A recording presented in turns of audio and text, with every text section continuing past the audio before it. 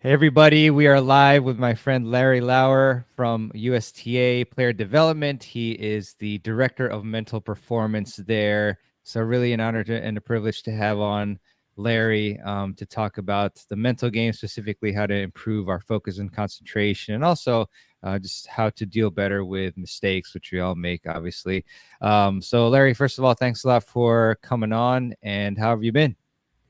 I've been great. I appreciate you having me back on, Mervin. It's always fun to talk with you, and you have great questions. And we've been busy with camps in the sections; those are starting. We're busy with we had our international Billie Jean King and Davis Cup, the junior competitions qualifying in Orlando. So along with the tour continuing, so it's a busy time, but it's a lot of fun. So. Yeah, awesome, awesome. Love to hear it. Well, yeah, I guess I'll kind of ask you a more broad question, then we'll drill down. But I mean, when it comes down to it, what are some of the biggest, impediments to players in terms of like their focus and concentration? A lot of us feel like, I was just talking to my friend the other today, and he said that he had a soccer match where he, was one on one with the goalkeeper, and then he just at that point he just thought of like, oh, I need to score this, and then he just, he fluffed it. So I just wondering, that it happens in tennis too, where we have the floater, forehand floater. It's Mhm. game point and a crucial point, and we just miss it in the net. So, Yeah. what are some of the biggest impediments to performing well under this sort of pressure? Well, I think you pointed it out is the mind can certainly get in the way with those kinds of thoughts, unhelpful thoughts or random thoughts. Um, that's pretty normal, to be honest. Great performers have them as well.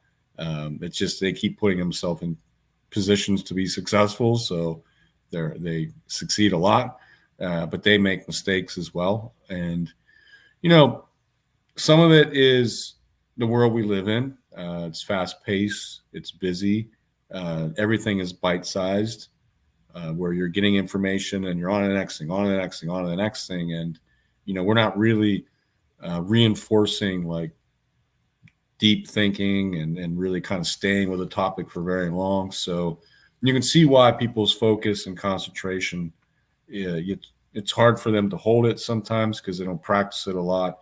And actually, society is sort of drawing us more towards, 5 to 10 seconds at a time, right? And the shorter burst of video or information. So I think the world we live in doesn't make it easy. I think the lives we lead with our busy schedules, going from thing to thing to thing, I can imagine, people who play, tennis or paddle or pickleball are coming off of doing something else, right? It's not like that they had an hour and a half to prepare like a tennis player would as maybe as a junior or as a pro, so or the college player. So the environment's different. You're getting out of your car coming from work or coming from something else, and then you're expecting yourself to be focused and be able to hold that for an hour, 2 hours of time. So, you know, there's a lot of distractions during the day that can certainly get in the way of what you're trying to do once you hit the court.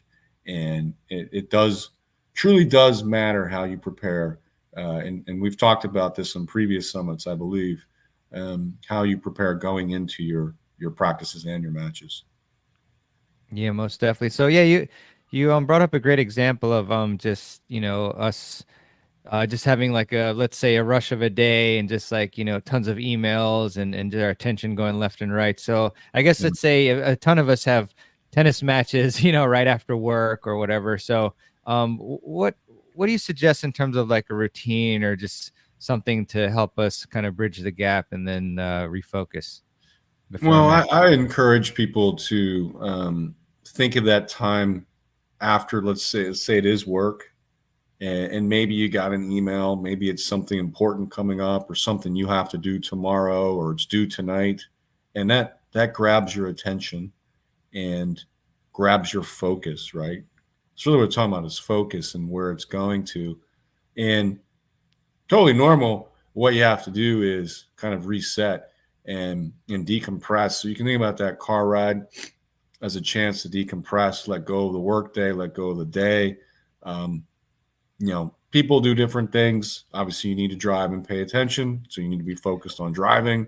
But you may listen to your favorite music. You might listen to a podcast or radio, whatever, something that kind of helps you transition from the workday to the rest of your day is useful. So for me, it was always music or maybe like sports talk. It's shifting my mind away from everything I got to do with work. Some people like to call a friend, for example, call a family member, but understand that you know your focus is really the most valuable thing in terms of your mental skills, because if you're not focused, you really don't have a chance. And where is that focus going? And then concentration is how you're holding that focus over time, right? Can I stay focused on the ball? Can I concentrate? Can I stay here in this match and play this point or this game or this set? In terms of routines, before you go, I like to think like as you're preparing to play. Again, this is what we'll do for really good junior tennis players is, okay, how much time do you need to get ready? You need 30 minutes, you need 45 minutes. You need some time to yourself. That could be, again, listening to music, could be visualizing, talking to your coach, whatever you're doing during that time period, but you're getting some time to yourself and preparing mentally for what you're about to do. Sorry, I have a cold, so. Oh, no worries. Feel better soon. Thanks. But understand that, excuse me, that even if you don't have that amount of time, taking 5 minutes to be to yourself and just shifting gears and thinking about, okay, why am I here today? What do I want to do? Now, for those who are more serious, they might be thinking about technical, tactical things that they want to do in the match. For those it's more social and fun. You're kind of reconnecting with those things so you can enjoy it. But you want to really get your mind focused. The approach we use in player development, and again, I'm not saying this is for everybody, but it does work, is that we have our players write down 3 process goals. These are how-to goals. How am I going to play? How am I going to compete today? They're going to write these goals down in a journal.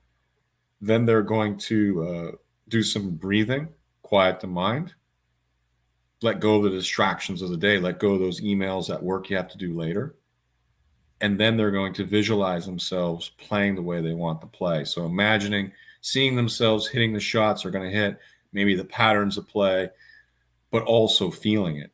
Like, oh, yeah, there's me being aggressive and really moving my feet, or, being physical and playing the ball up high and getting it up on my opponent, or whatever it is. They're trying to connect with the most important things and bring that, center that. We're working off a concept called priming. And priming is where when you purposely, intentionally think about certain things before the performance, you're more likely to think about that during the performance. So it gives your brain an opportunity to warm up, essentially, and be like, okay, what's important? Oh, these things are important. Okay, so when we get into the match, I'm more likely to remember those things. So that's a good approach we found works for most everybody. Again, you may not have the 30 to 45 minutes that one of our juniors has, but you can probably find 5 to 10 minutes, and that will help as well. Now, if you're playing doubles, you may spend that time talking with your doubles partner and just talking about strategy, talking about the most important things as well. Yeah, I love that. So I was writing on notes because this is a great, 3-step process. But so you've got the writing, the 3 process goals in the journal, and then I wrote down the third one, which was visualizing, playing how you want to play, and feeling it. The middle, was that releasing thoughts? Was it, or this is the mindful breathing and mindful breathing? Got it. And this can go in different orders. You could start with the mindful breathing and then journal and then visualize. But the breathing is a way to sort of quiet the mind so your visualization can be more effective. Because again, you can imagine you're coming off the work day and you have a Yeah. million thoughts, you're Right. trying to quiet. Essentially, you're trying to funnel your focus down to one thing, and that's your tennis match. And how do you do that? Quiet in mind with your breathing, and then you center that focus with the visualization, with the journaling on what's most important to me, those three process goals. So, um, excuse me, that breathing really is there to start to funnel that focus down. And that's why you need that quiet time, because again, we're at the top of the funnel, we're thinking about 100 different things. You hit your match, you want to be thinking about one, two, three things maximum. Yeah, for sure. And so with the breathing, is there any particular technique or type of techniques that you recommend, like meditation or like box breathing, or Yeah. what do you think? Well, all these different breathing strategies, approaches are helpful. Uh, so I don't think you have to do one over the other. Yeah. They do Hmm. they can serve different purposes. Um, you know, the a triangle or a box breath, which includes breath holds. Because if you think about it like a box breath, I inhale, I hold my breath, I exhale, and I hold my breath again. That holding of the breath is a way of really resetting the focus. Mm. It's certainly, you know, taking your mind away from the day and being like, hey man, I want to take a breath. When you're holding your breath, you're thinking about taking a breath.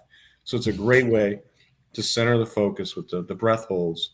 Um, a lot of people start with triangle breathing when they're doing breath holds, only because that's a little bit easier or more used to, or it's maybe easier to get into doing a breath hold after you've inhaled before you exhale. The hard one for most people is when you empty your lungs, then to hold your breath. So that takes some practice. But to me, the triangle, the box, the breath holds are very valuable for our topic today, and that is, really being focused. So it's quieting the mind.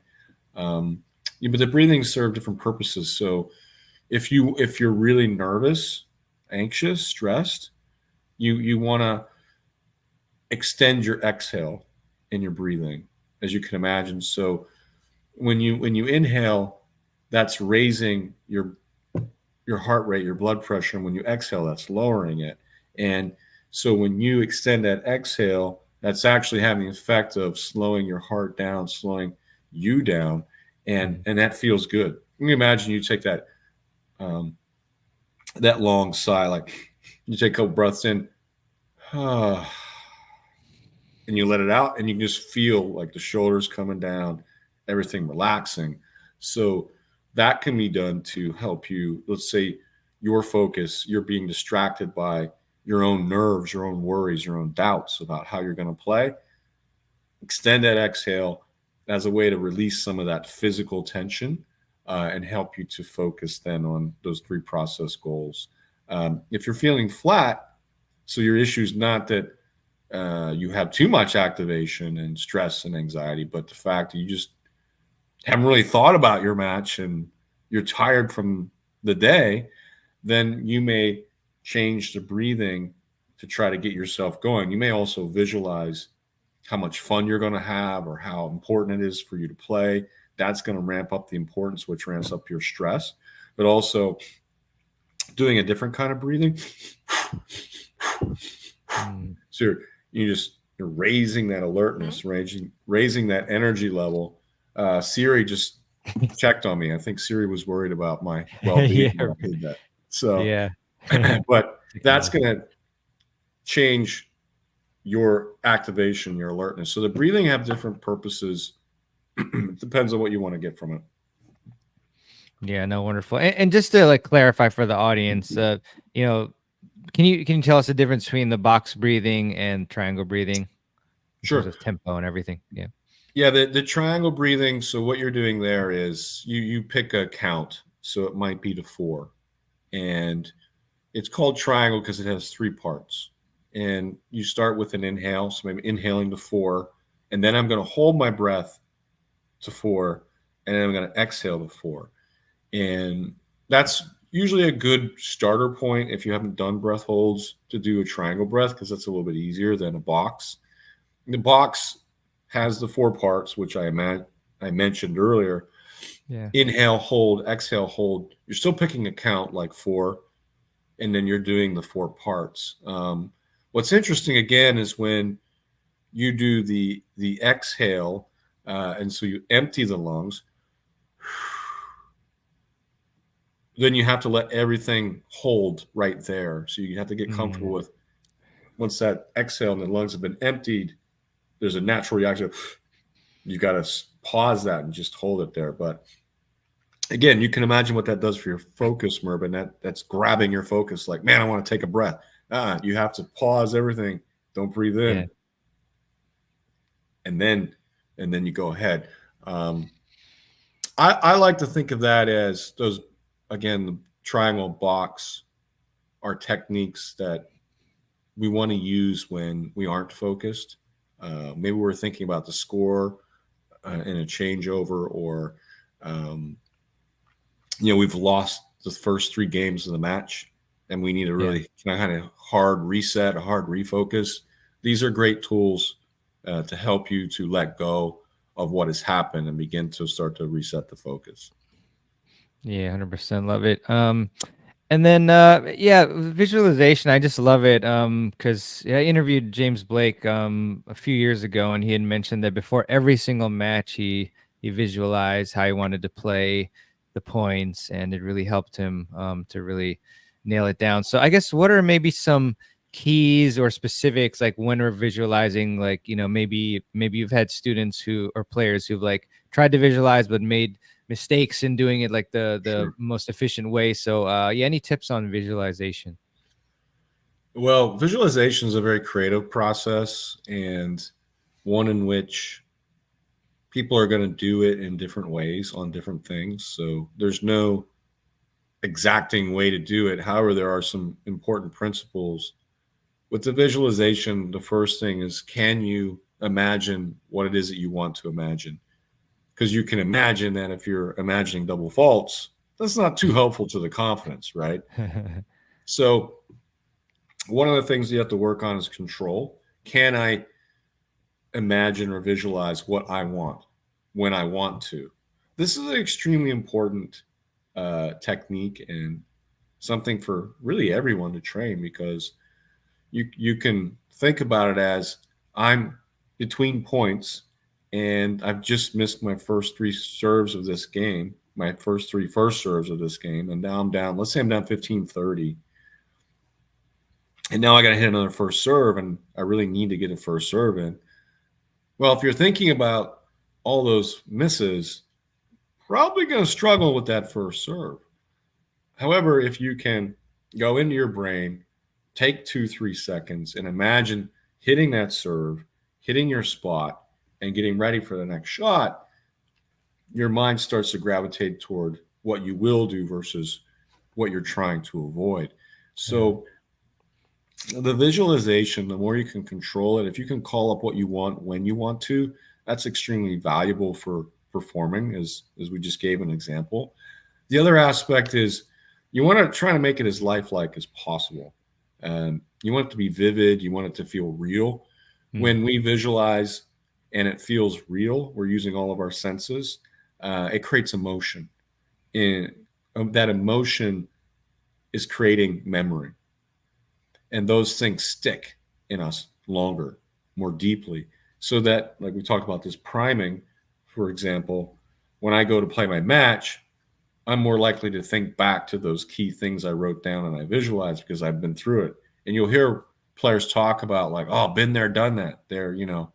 I imagine, really playing my game, on a break point down before the match, and here we are, and I know exactly how I want to play it.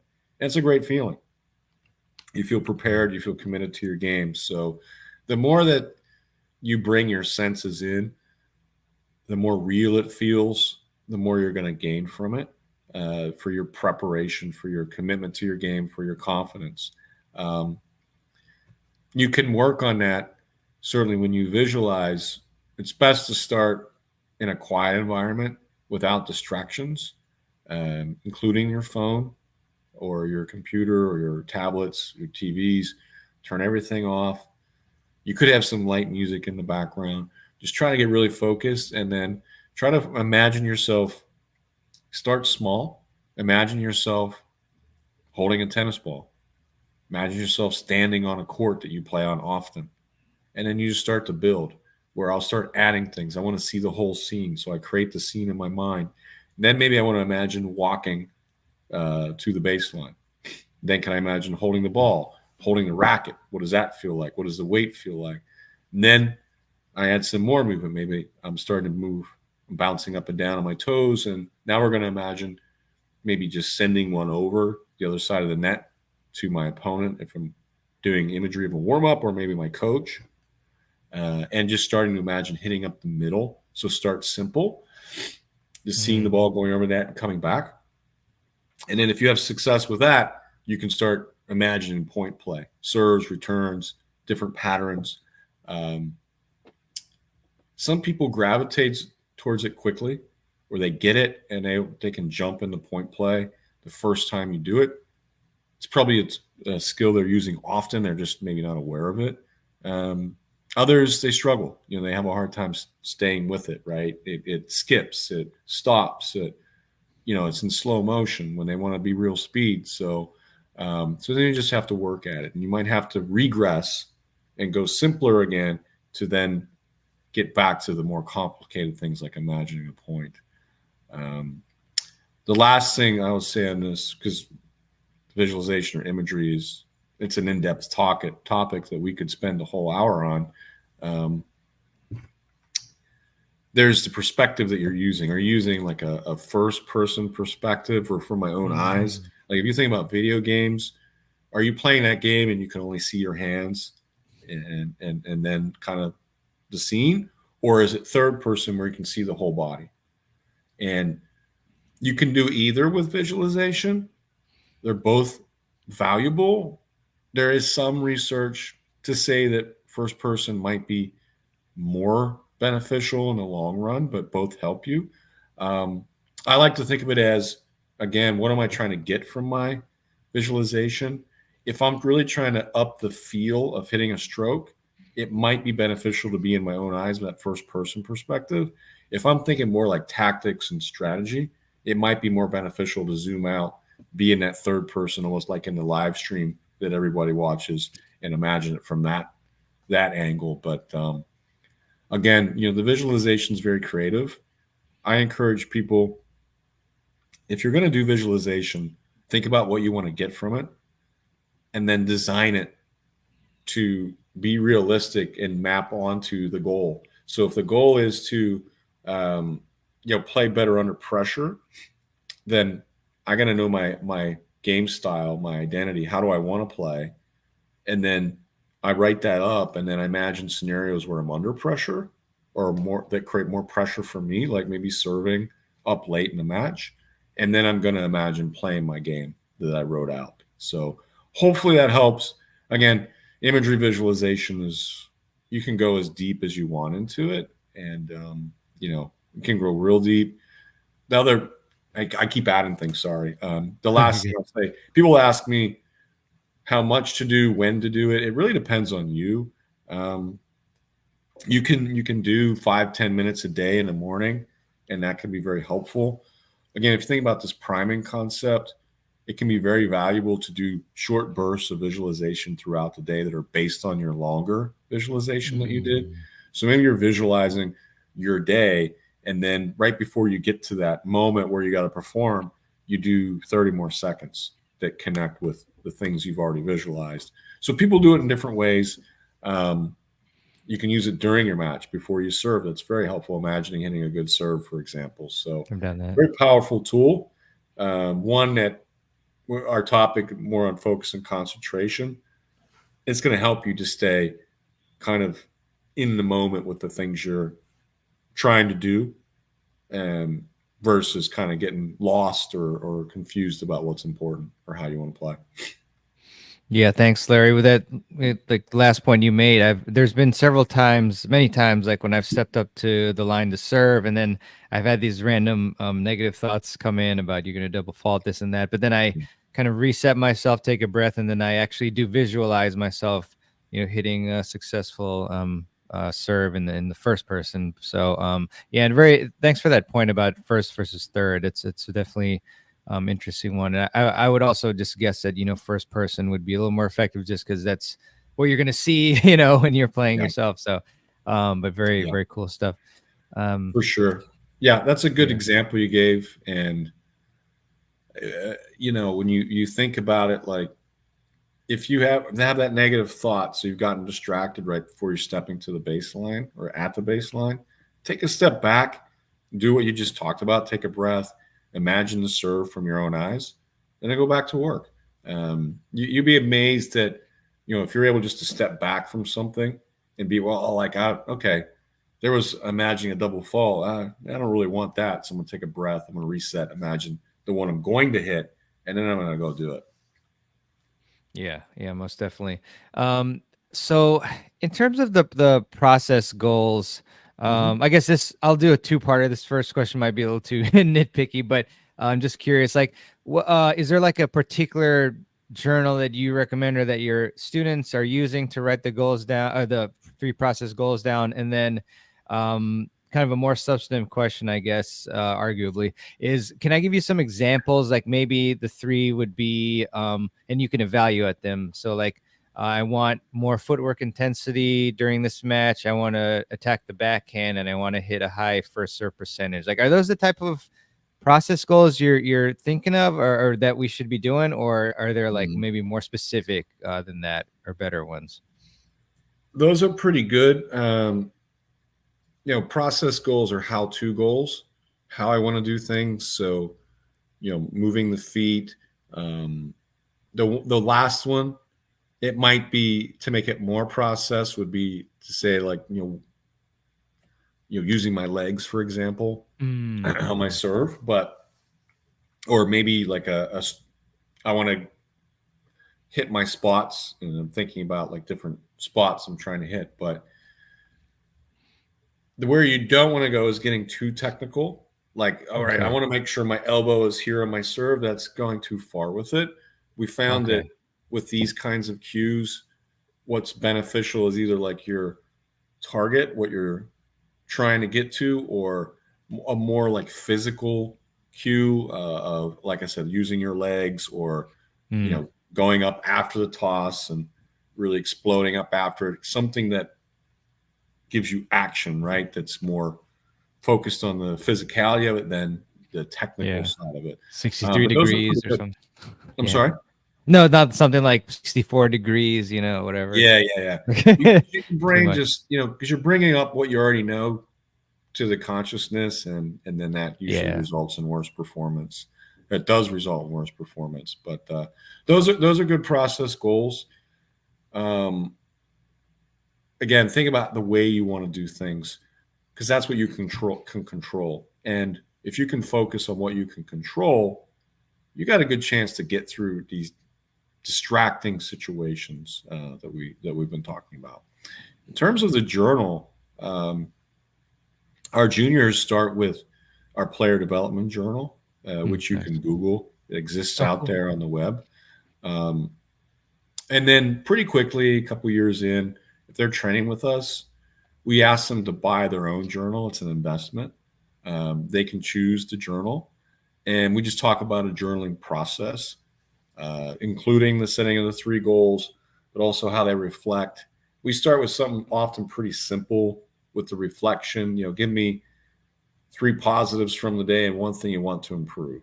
Um, I tend to use this one with perfectionists and pessimists, and most of us tend to think way more about the ball that we missed than all the ones we hit. So this is a good way to reflect, is drawing the attention to the good things we're doing. If they're setting goals in their journal, then they can do a goal reflection as well. So how did I do on my goals? Did I enact my plans? Did they work? Um, how would I do it differently tomorrow? Your journaling process should set up your next practice or your next match, honestly, where it's a clear driving force to when I finish writing, I already know pretty much what the focus is going to be for the next match. It can change based on matchups. I'm not so sure for a lot of people in here, they're scouting their opponents. Certainly at the pro level, college level, high level juniors, there is scouting that's going on, or at least strategy based on the opponent. Um, but the main focus is still going to be on your own game and bringing your attention to how do I want to play. Um, Even like with the pros, you might say like 80% of your focus needs to be on yourself. But there is a part of you needs to be focused on the other side of the net and aware of what your opponent's going to do or where their weaknesses are and trying to draw that into your game and using your strengths to expose their weaknesses. So that's how we might talk about that. But all in all, the writing is very beneficial. Um, and you can do it in many different ways. I know there's some tennis journals that exist. I've seen some of them; they're pretty good. So certainly, anything that's getting you focused on the stuff we've been talking about today, your goals, the way you want to do things, is going to be beneficial. Awesome, love it. And I actually did find the USA Player Development Journal just with a quick Google, and lots of Yeah, really good stuff in there, good charts and everything. So yeah, maybe let's, if you don't mind, I'll take a few questions, Larry, and then we'll get back sure. to it. Okay, perfect. Hey, Audrey, is there a mental health app you recommend that addresses mindfulness, living in the now, etc.? Yeah. Well, thanks, Audrey. There's a ton, and I'm not the expert on these apps. I've seen a few that I like. I'll say it that way. I think the Calm app is a good one. That's what I was gonna say. Uh, Yeah. Calm is good. Headspace, I think, is pretty useful. The ATP is using Headspace with pro players Hmm. that they can get that for free. So I know that there's some support of that app. Um, in terms of like tennis apps that are going to maybe get more to tennis specific things, the APEAK, APEAK tennis app. I don't know if you've seen that one, Mervin, but I it's pretty have. good. I think it's a good app. It's got a lot of visualizations in it. So if you want something more tennis specific, but I think the two that the majority of our players are using probably are going to be Headspace or Calm when it comes to more mental health, mindfulness, that kind of stuff. Nice, very nice. Thanks, Audrey, for the question. And yeah, I do like Calm quite a bit. I used to use Headspace too. Yeah, both pretty good. Yeah. Let's see. Oh, That's Audrey again. Audrey I do. again. Yeah, yes, active here. That's great. I do yoga that helps me with my flexibility on the court, but also looking for practice with the mental side of the game.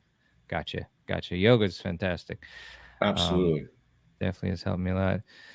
Good to hear that. Gabriella, any recommendations on books for kids starting to compete on the mental side, ages 12 to 14?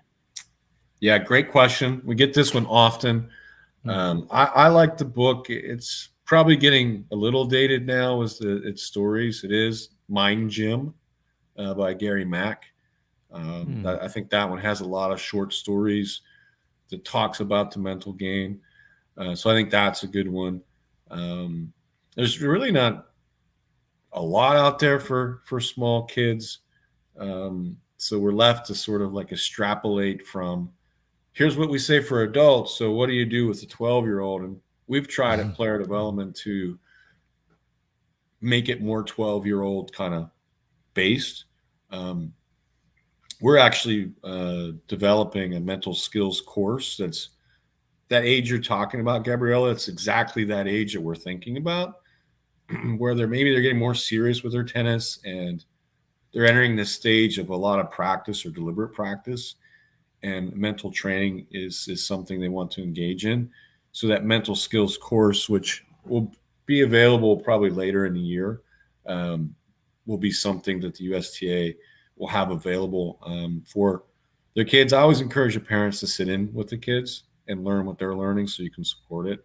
So I think that one's good. Terry Orlick had a book. I'm forgetting the name of it offhand, but it was doing mental training with young athletes. So if you look up Terry Orlick, Orlick, and mental training for youth, I think you'll be able to find out. That was a good one as well. He talked about how to adapt some of the mental skills and bring it to life with kids. So I thought that one was quite good. Sweet, awesome, great recommendations. I was able to find the Mind Gym book links. I put that in there if y'all want to check it out. Let's see here. Already excellent presentation, learning a lot. Thank Thanks. you. Cool. Glad you're enjoying Appreciate it. that comment. It's nice to get nice Yeah. feedback as you're going along. Yeah, most definitely, most definitely. Yeah, it's nice. Arash, hey Merban, hey Larry, great tip on how and when to visualize the moment. Bringing back the feeling of hitting the shot, especially in the pressure moment before it happens, is just game changing. Yeah, Totally agree. Again, because the mind can get flooded with all the stuff we're trying to avoid. But if you can get present in the moment and just imagine what you're going to do, it makes all the difference. And you may combine that with a shadow stroke or take the ball and hit it over, as a way to sort of reset that focus. But that's definitely important. yeah, for sure. Thanks, Arash. Let's see here, and actually, congrats on winning your first outdoor match of the season yesterday. We're buddies. We play Oh, decent okay. amount. Yeah. Way to So, go. yeah, good guy. Three setter too. Let's see, Christopher. Thank you for the PD journal for sure. No problem. Great Most stuff welcome. there. Please use it. Yeah, definitely. Thanks for the suggestion, Larry. So let's see, Jason. What would you say to a player that says I can't hit a serve or can't hit my backhand or any stroke in particular? Hmm. How, Rough language there. yeah, that is. I can't, but I've heard it. And, some people are pretty extreme with their perceptions of their own game. Probably know some of those people are it's all Oh great or yeah. it's all terrible and there's Yeah. nothing in between, right? And that's just irrational. And we get like that when we're emotional. So not an easy situation to be in as like a teammate or a doubles partner for sure. I think, in a very, I would say, gradual way, just try to go to them and say, hey, like, you've done a lot of good here. I remember all these first serves you made in the first set. Let's get back to that. You can do that. Um, because again, they're living in a world that isn't just real. Now, again, maybe they are having real struggles, for example, with their serve or their backhand. Um, so it's not necessarily something where we're like, oh, you're hitting your backhand great when they've been hitting everything in the net.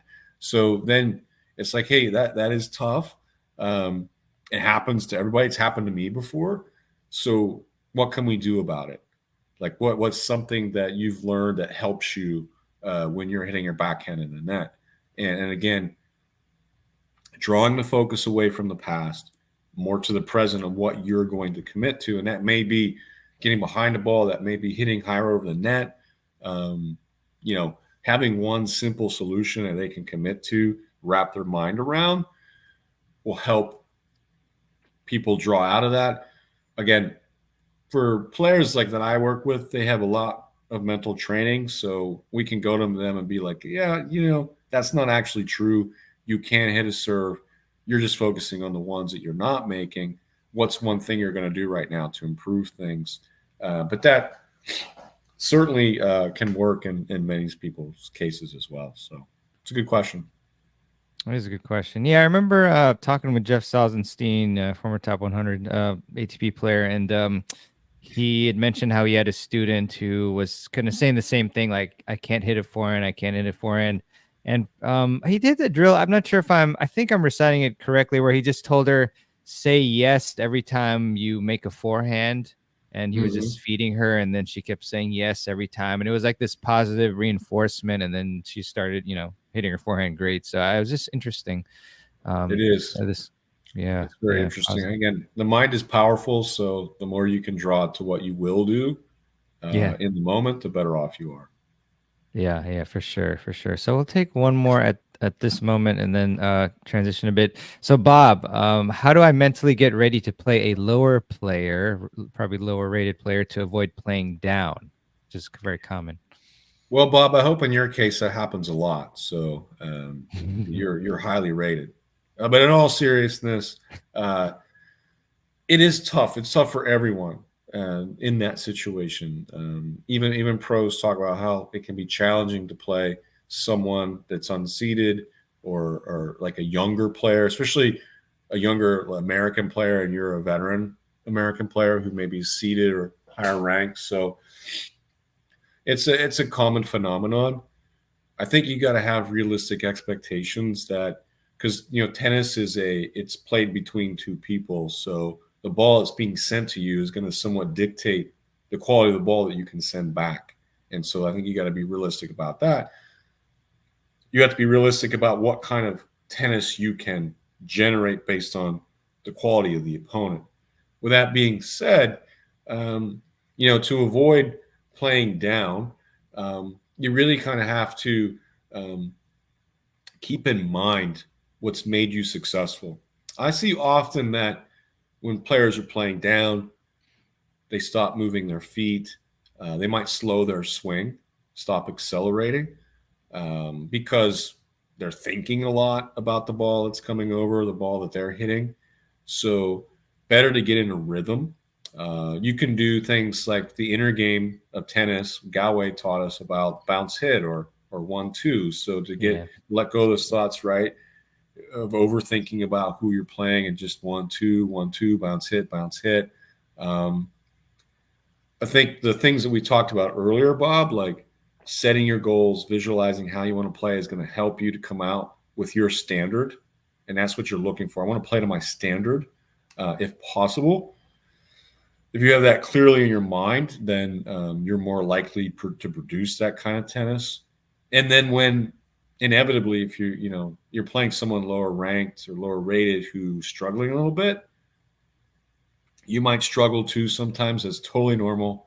Not making too big of a deal out of it, but accepting it and being like, look, that's going to happen. Let's get back on course. What am I trying to do here? I want to hit with depth, with spin. Let's get back to that. It's a challenging situation, but it's a good one, because it forces players to learn how to maintain close to their standard when things are not the way they want them to be, right? If we play someone we're just about as good as, it's a lot easier to get into flow. We know that Yeah. from the research. And you probably aren't going to get into a lot of flow or the zone playing a lower rated player. So it's a good, healthy challenge to see if you can overcome that.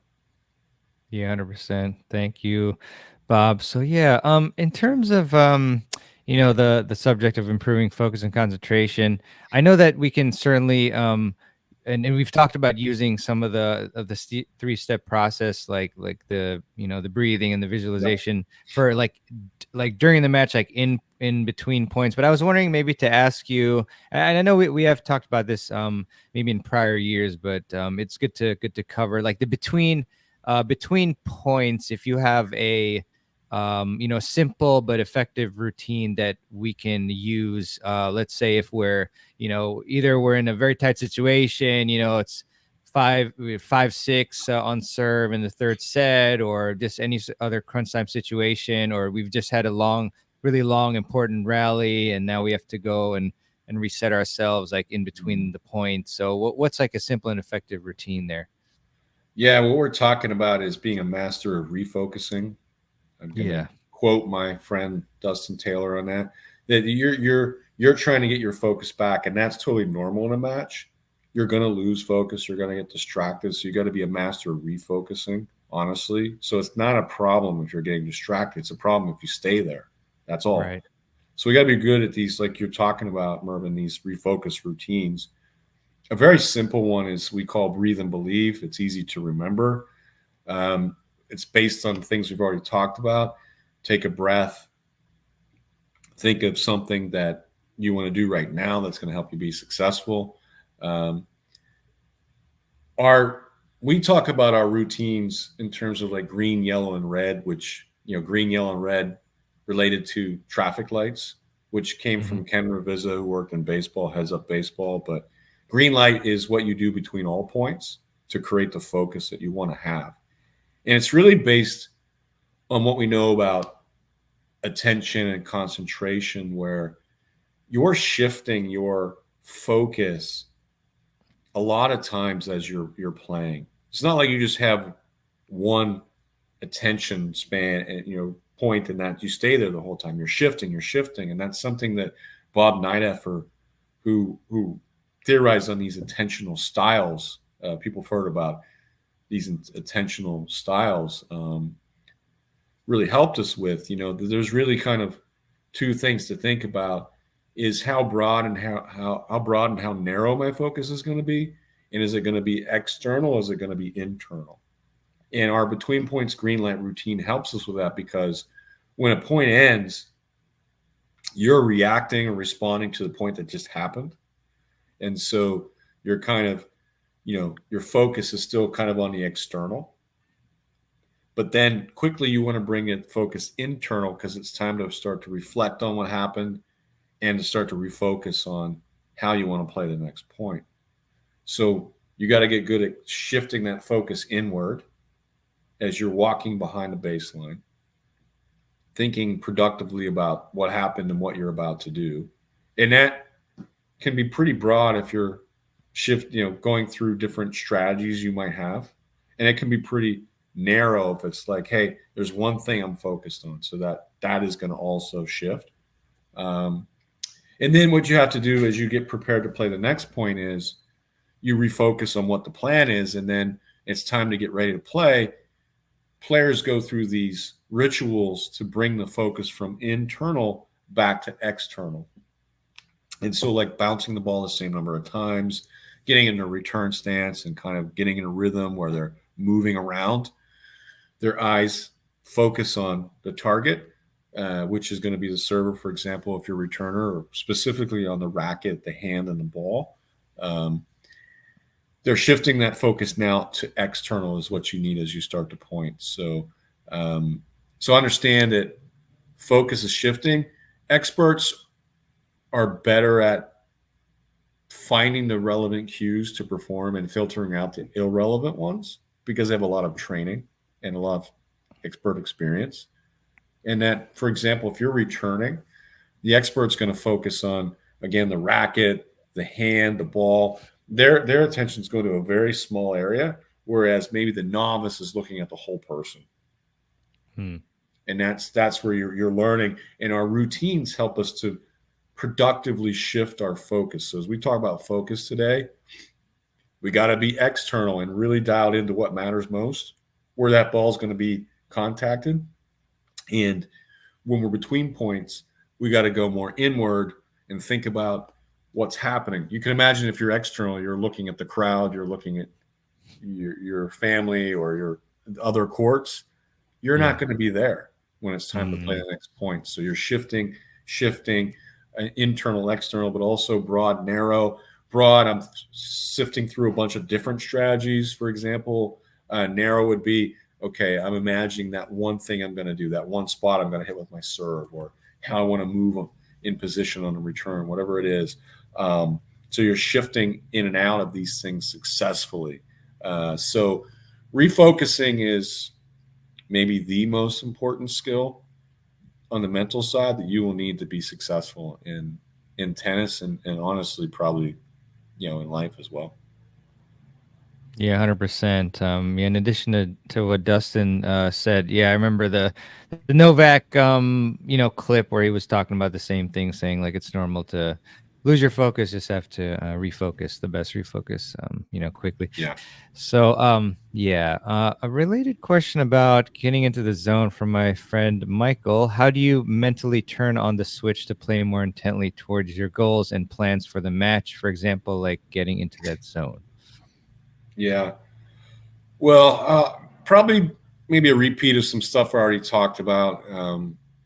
Hopefully I'm answering this well, Michael, but find that quiet space where you can let go of all the noise from the day, the distractions, and do that process that we talked about where you're really kind of visualizing your goals and you're clear on them.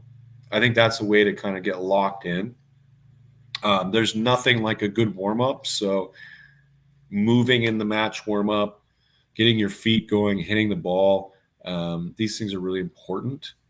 Really kind of, again, staying focused on what you're trying to do, and you're looking at your opponent to see what's going on with their forehand and backhands. But I think those are important things.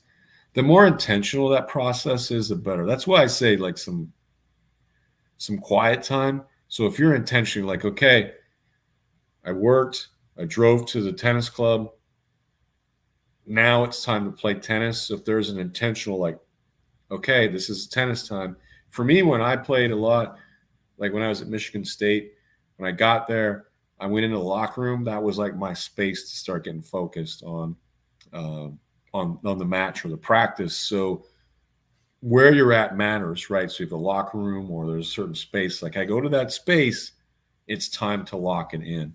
The zone itself, if we're thinking about that, like they talk about it in academia, is tough to get to sometimes, a lot of times. Uh, but I think you can get to a good space consistently, an optimal space, by really taking the time to mentally get yourself ready, being very clear about how you want to play the match. So um, the more planning you do for that, probably the better it gets, and then you just practice it. Yeah, wonderful stuff here. We've got a nice one from Arash here. Thanks, Mirban. It was a fun outdoor match. I have a question. You guys mentioned not thinking super technical, but I've mostly been my own coach, and that pretty much is how I got to becoming better. If I'm working on my own game versus when I am getting help via teaching pro, I can't think of another way than to consciously try to improve my game. Is consciously trying to adjust and how that negativity affects gameplay specific to when I am performing poorly in matches. I think there was more, but I think that's the main part of it. I'll check if there's more. Well, I I can think, keep that on there. Yeah. yeah, I think, I'm not sure if I'm exactly getting to what you're getting at, but I understand like the technical side, especially as you're learning the game, probably is helping you improve quite a bit. But in terms of learning, when you learn something and you're able to reproduce it without thinking about it, you can produce it automatically. Thinking about the technical side brings it into the consciousness, and then it reduces the performance level because you're starting to think about where everything needs to be in space. So okay, here's the rest of the question. So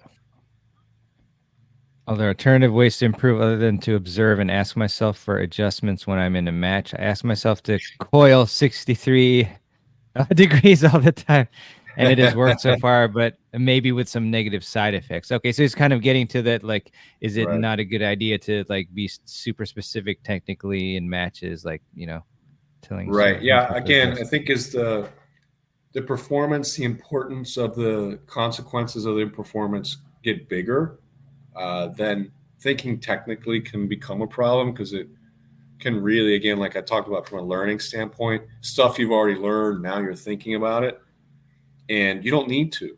So that takes away from the automaticity or your ability to just produce things automatically.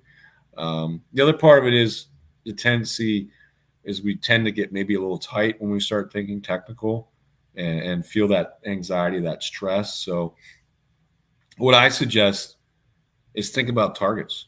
Um, so you're trying to do a certain thing, example for your serve. Um, think about where you want that serve to go. And you've probably practiced it a lot. So you're focused on how can I get it to that spot in the box. And I'm going to need to do what you're saying technically, but I'm drawing my attention to something other than the technical to get it done. Um, another thing to think about is, there's tactics or strategies. So, but then there's also the feel of it, right? And making it more feel based than technical. So instead of like the coil, maybe it's more of a feel, like really like getting that coil and exploding into it. Not so much about having to be a certain way, if you know what I mean. Like again, I talk about that like use of the legs and the serve.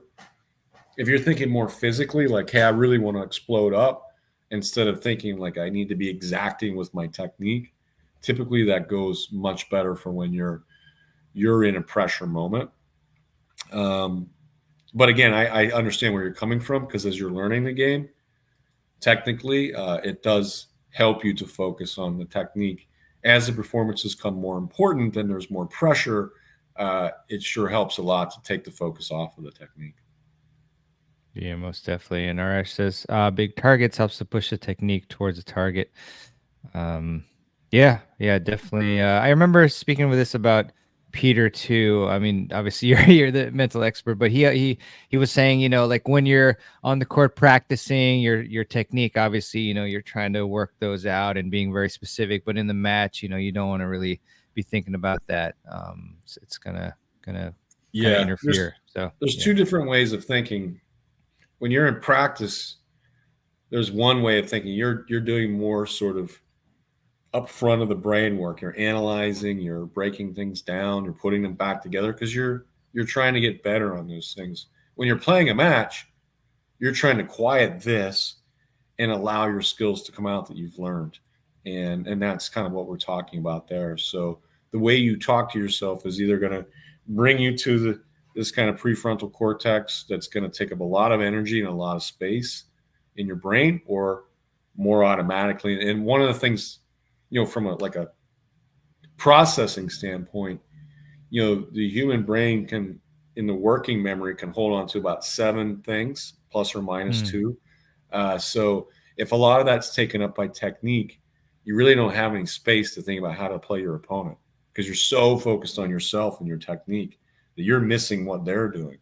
Like, yeah, I'm thinking about my elbow. Meanwhile, this person is looping their backhand every time, and I could be moving forward and putting the ball away. So you have to shift the way you're thinking, practice more analysis. Matches is more sort of bullet points, short bits of information, instruction on how to play, like we've talked about, like with those process goals. Um, that's a very important shift in the way you're thinking. Yeah, 100%. Great information, Michael. Thank you for the info. I'll review the video. Apologies since I arrived late. Yeah, no worries, Michael. Just you can rewind this, so all good, and watch it later. Um, so I guess wow, it's time flies.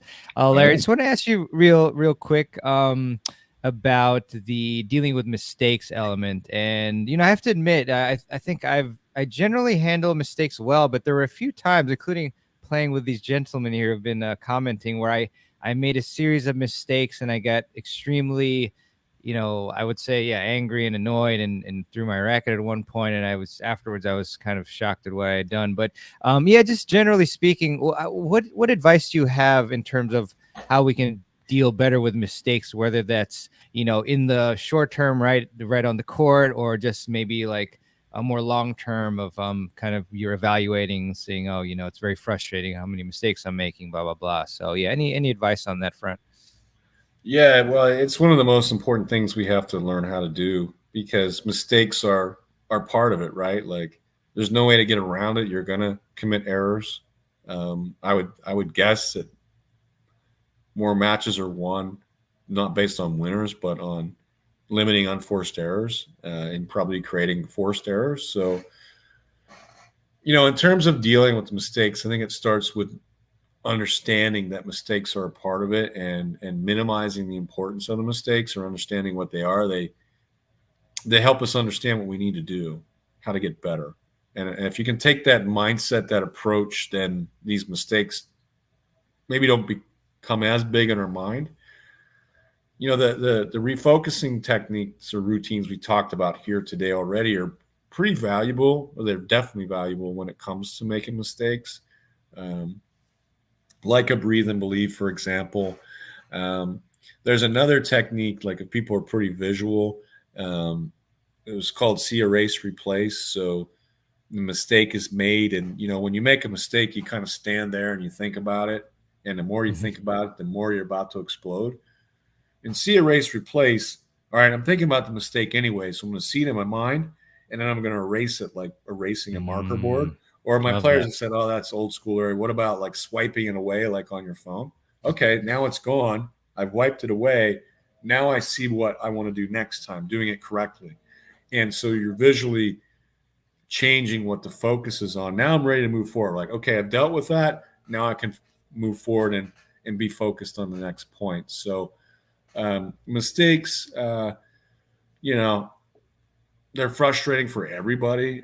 So we're not always going to be perfect. We're going to react sometimes. So, that's just the nature of the beast. Um, I get angry when I make mistakes sometimes as well. I mean, I think it's pretty realistic. I find it the more we spend time in this area and learning about the mental game, sometimes we become more judgmental of ourselves when we do kind of mess up in the mental game. Mm, So keep in mind, nothing we talked about here is about being perfect or getting it right every time. You're going to get it wrong at times. You're going to react, make mistakes in the mental game too, and that's okay. The more you're sort of accepting that non-judgmentally, like, okay, like it happened, you know, I yelled out after I lost the point. It's like, I don't want to do that. It happens. So instead of shaming myself or putting myself down, feeling guilty, I need to refocus on, okay, let's really get back on course, because then if I play the next couple points well, I'm going to feel really good about myself. Like I just blew up and then I played a couple good points. That shows my ability to refocus and manage my emotion much better than that one outburst. So that's the key. How do you get ready for the next point? Can you stay focused? Can you refocus? I think that's important there. okay, 100% love it. Arash said, I appreciate it a lot, guys. Thanks. No problem. No problem. Um, so Larry, just do want to call attention to, the great work you're doing. And I just wanted to see if there's any particular, um, like profiles or websites or anything that you just want the audience to maybe check out after this presentation. Yeah, so appreciate that. Mhm. We're still doing the Compete Like a Champion podcast, Coach Johnny Parks and I.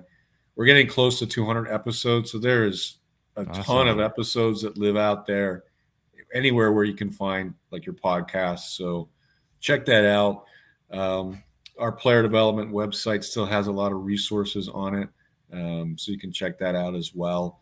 But yeah, we're developing things. As I mentioned earlier, we're developing this mental skills course for younger players. It's a pretty basic course, a starter course, but I think the adults will find it useful too, especially when they have junior players.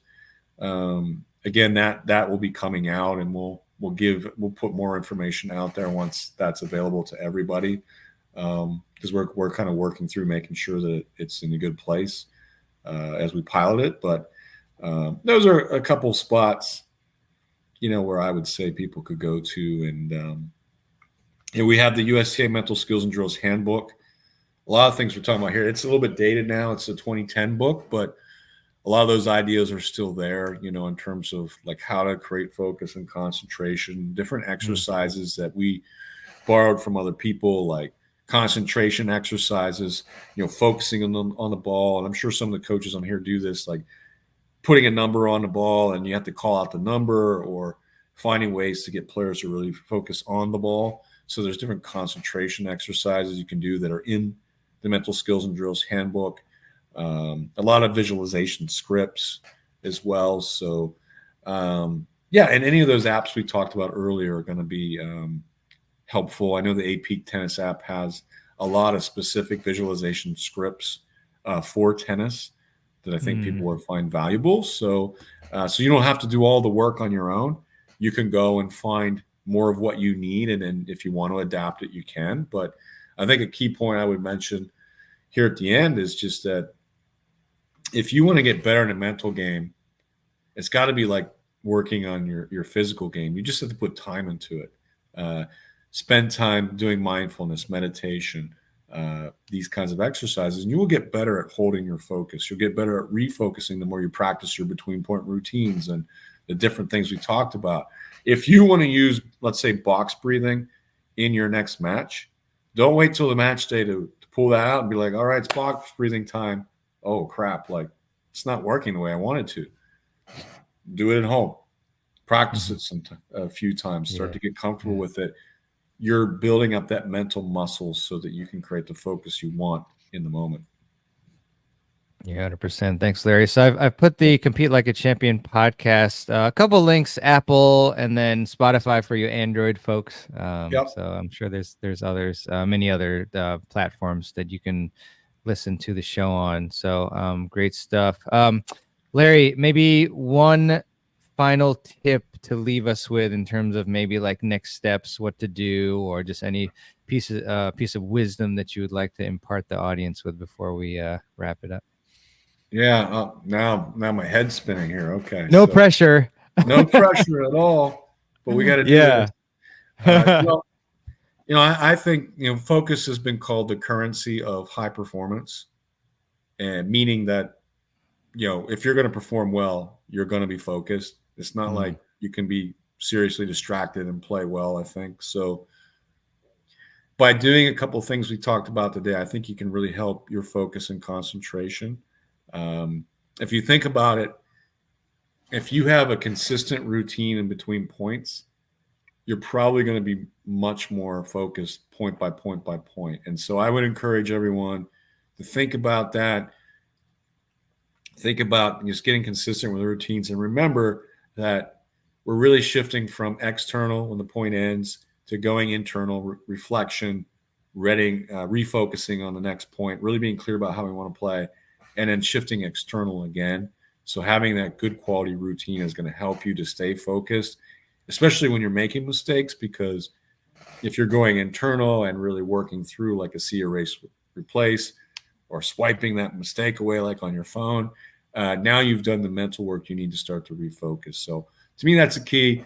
Take this video, pick out a couple things you want to do, make a plan to do it, and then just follow it. And I think you will see your focus and concentration get better.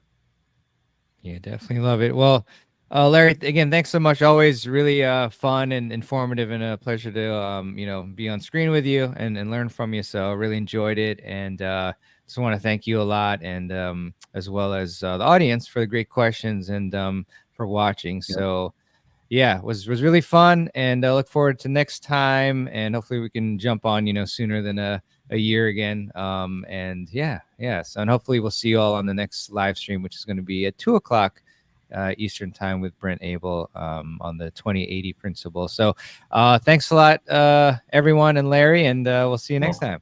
Thank you.